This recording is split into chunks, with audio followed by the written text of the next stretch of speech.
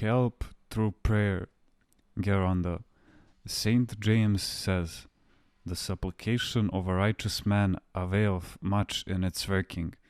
What is meant by availeth much in its working? That it is also necessary for someone seeking the prayer of a righteous man to want to be helped, to be saved, and to make an effort too. In other words, someone who wants to benefit from the prayer of a righteous man must have a good disposition. Prayer from the heart is heard, but the recipient must also be receptive. Otherwise, the person who is praying must have the sanctity of Saint Paisios the Great to be able to bring the other person out of hell. So, first pray for those who wish to be saved. When I ask God in prayer to help in various cases, I say, "My God, may your help be obvious to the people so the people may benefit spiritually too. If it cannot be visible, don't help us." Many people are not at all aware what storms God has saved us from, nor do they think of it so as to praise God. That is why we should ask Christ Panagia the saints to help people, but to make their help perceptible so the people can benefit spiritually from it. Let's say someone is in danger of falling from some scaffolding and God provides that he be caught. Whereas ordinarily he would not have been caught and be saved. Or he falls somewhere and is not seriously injured. Or again he survives an accident.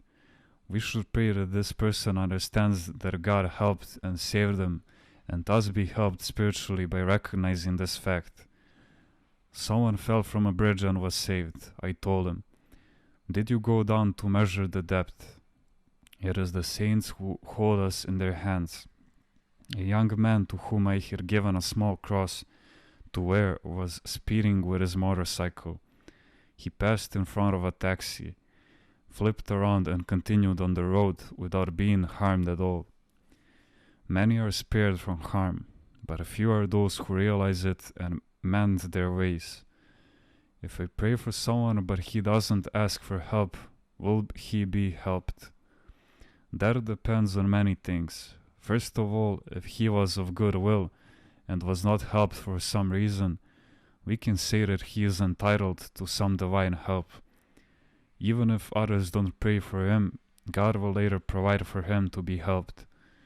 But if he himself asks for help, God will intervene earlier and he will be helped earlier. Otherwise, he will be helped later. With prayer, we give God the right to intervene. Normally, when a person asks for help from his heart and says humbly, "Father, pray for me too," it breaks your heart and you can't forget him. Whereas if he says flippantly, "Pray, pray, pull some beads through your fingers for me," it is like saying, "See you." How can you remember him? When a prayer is offered from the heart with pain for the problems of the world, all those who are asking God for help at that time will immediately receive it. I have many concrete examples. Many years ago, a man who was in profound despair wandered across the border into the Iron Curtain. There, mistaking him for a spy, they seized him, tormented him, and put him in prison. While in prison he prayed. A monk known to me learned of his situation and prayed for him. "My God, I beseech you, free him." This is easy for you to do. After the imprisonment, they called him to explain himself. After this, that man found himself on Greek territory.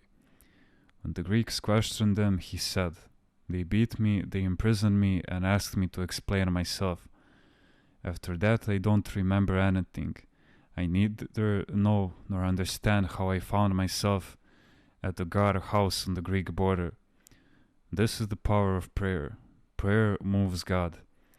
It's good for our wireless to work constantly, to embrace all the people who are seeking help. In the army, in the signals corps, we kept track of the foreign stations, but we also helped our own. We served as a transmitter for our stations that were too far away from headquarters to be heard clearly. We took their signals and transmitted them. There were always two of us working together, 2 shifts. For if only one man was working, he would have had to interrupt and would not be able to help those seeking help, and his signals would not have reached their destination. Such a station, when working constantly, can help those whose signals don't reach their unit. By the same token, one who is bold before God and prays for others serves as an intermediary between those seeking help and God. But what happens when one asks for help and the other has his station closed down? That is not praying.